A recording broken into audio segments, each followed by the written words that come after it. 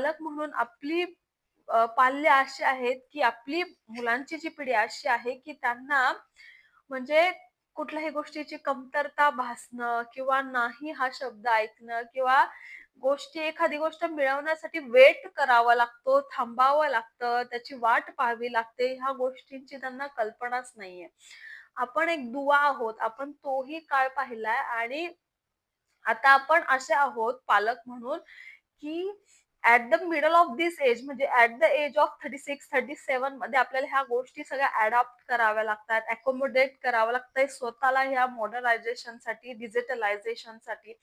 या उलट आपली जी मुलं आहेत, ती लहानपणापासूनच गर्भातूनच ह्या गोष्टी सगळ्या शिकून येतायत. त्यामुळं त्यांच्यामध्ये हा गॅप, एक जनरेशन जो गॅप म्हणतो ना, तो खरंच आहे. आपल्या वाढण्यामध्ये, आपल्या अपब्रिंगिंगमध्ये आणि त्यांच्या अपब्रिंगिंग